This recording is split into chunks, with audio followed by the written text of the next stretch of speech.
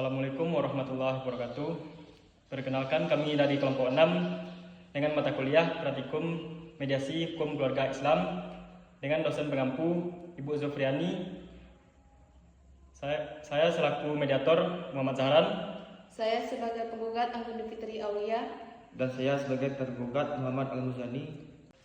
Di sini kami akan menampilkan mediasi cerai gugat tentang perbedaan pendapat antara suami dan istri. Assalamualaikum warahmatullahi wabarakatuh. Assalamualaikum warahmatullahi wabarakatuh. Waalaikumsalam. Perkenalkan, saya Muhammad Zahran. Saya mediator hari ini. Terima kasih sudah hadir. Saya paham ini bukan situasi yang mudah, tapi mari kita manfaatkan kesempatan ini dengan kepala dingin demi mencari solusi yang terbaik. Ibu Anggun Fitri Aulia selaku penggugat dan Bapak Al-Muzani selaku tergugat, silakan menyampaikan alasan mengajukan gugatan cerai. Baik, terima kasih kepada Bapak Mediator. Alasan saya ingin menggugat suami saya itu adalah saya sudah terlalu sering menangis sendirian, sudah terlalu sering merasa seperti orang yang asing di rumah sendiri. Kami sudah menikah selama 5 tahun, tapi sejak 1 tahun yang lalu kami seperti 2 orang yang hidup di dunia berbeda. Kami tidak punya anak, dan mungkin itu juga membuat kami saling menjauh. Tapi bukan itu intinya. Kami berada dalam banyak hal, kami berbeda dalam banyak hal. Adapun cara berpikir, cara merasa, bahkan cara menyikapi hidup. Saya sudah coba bertahan, tapi rasanya saya bukan istri, saya hanya orang yang kebetulan hidup di rumah sendiri.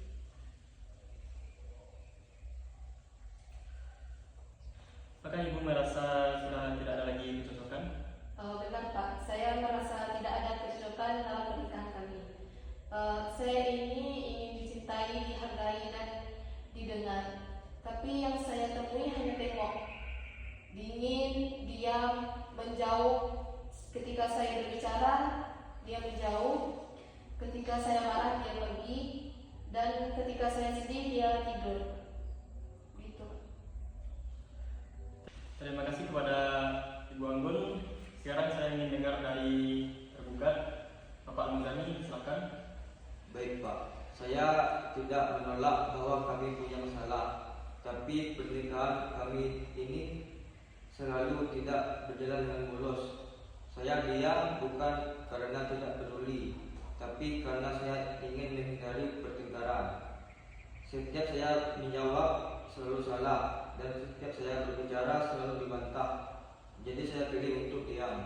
Diam itu bukan solusi. Saya minta ditemani, kamu malah sibuk dengan dirimu sendiri. Kamu bahkan tak pernah tanya perasaanmu. Karena kamu selalu marah, selalu merasa paling benar, dan kamu tak pernah lihat aku juga berusaha bertahan meski aku juga sering merasa lelah. Bertahan? Dengan cara apa kamu mau bertahan? Dengan meninggalkanku sendirian malam demi malam? Dengan pura-pura semua baik-baik saja saat aku menangis di sebelahmu?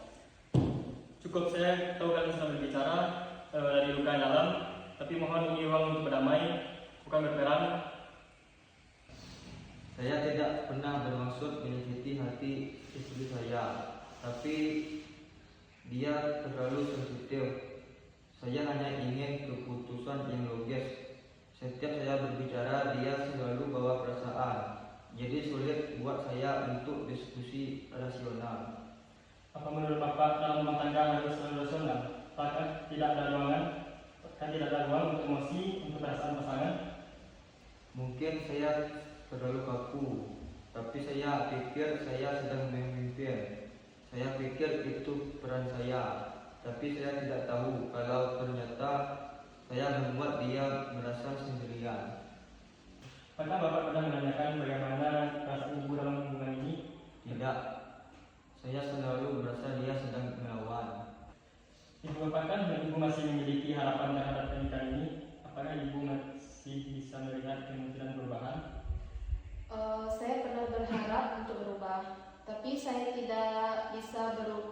berjuang sendiri. Saya sudah tidak tahu lagi siapa yang tidur di samping saya setiap malam. Kami hidup serumah, tapi jiwanya tidak pernah hadir. Bapak, apakah Bapak masih mencintai Ibu? Saya masih mencintainya, tapi saya tidak tahu harus bagaimana. Seolah apapun yang saya lakukan salah di matanya. Apakah Bapak pernah mencoba meminta maaf, bukan karena kalah, tapi karena ingin memahami? Tidak, saya pikir saya harus kuat. Saya tidak sadar, kadang kekuatan itu bukan soal keras kepala, tapi soal mengalah. Jika saya tanya pada kalian sekarang, apakah masih ada ruang untuk mencoba sekali lagi, bukan mengikut, tapi demi menghormati kenangan dan janji yang pernah kalian buat? Saya ingin bahagia, Pak. Meski akhirnya bukan dengan dia, saya ingin didengar, dimengerti, bukan disuruh diam setiap kali berbeda pendapat. Pertanyaan saya sekarang, masih adakah keinginan meski hanya sedikit untuk memperbaiki hubungan ini?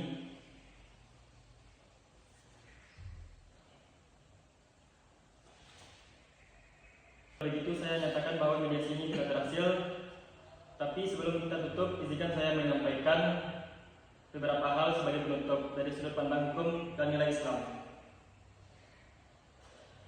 Secara hukum negara, perceraian adalah hak setiap individu. Jika terbukti tidak ada lagi keharmonisan dan tidak bisa diperbaiki di pengadilan, tidak akan memaksa orang untuk bertahan dalam hubungan yang menyiksa batin.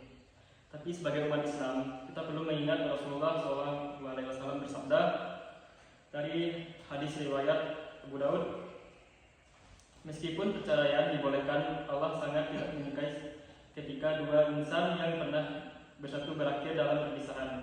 Tapi Islam juga sangat manusiawi. Jika dalam rumah tangga sudah tidak ada lagi sakinah, mawaddah, dan warahmah, maka bercerai bisa menjadi jalan untuk menjaga keselamatan jiwa. Secara hukum, perceraian adalah jalan terakhir. Dalam surat Ar-Rum ayat 21, Allah menyebutkan bahwa pernikahan itu untuk menciptakan ketenangan. Tapi saya ingin kalian lihat, perceraian bukan hanya soal memutuskan hubungan suami istri, tapi juga memutuskan ikatan batin janji yang dulu kalian ucapkan di hadapan Allah, keluarga, dan saksi. Maka meskipun kalian berpisah, jangan saling membenci, jangan membawa luka ini ke masa depan dengan dendam. Jika hari ini perpisahan adalah pilihan, maka buatlah itu sebagai perpisahan yang bermartabat, yang tidak saling menjatuhkan, yang tidak saling menyalahkan. Jangan biarkan luka hari ini merusak masa depan kalian masih panjang. Kepada Ibu Anggun, kamu bukan gagal, kamu hanya jujur pada dirimu sendiri. Kadang cinta pun tak cukup kalau yang satu ingin bertahan dan yang lain sudah patah. Dan kepada Bapak Nurani, kamu bukan buruk, tapi mungkin kamu terlambat memahami bahwa cinta bukan sekedar hadir, juga merespon, merawat, dan mendengarkan. Kepada kalian berdua, berpisahlah dengan adab, jangan saling menyalahkan, jangan membawa luka ini ke masa depan. Setiap akhir bukan kehancuran, tapi bisa menjadi awal yang lebih baik jika kalian melangkah dengan hati yang lapang. Saya doakan semoga kalian berdua menemukan kedamaian cinta bersama kaum sendiri.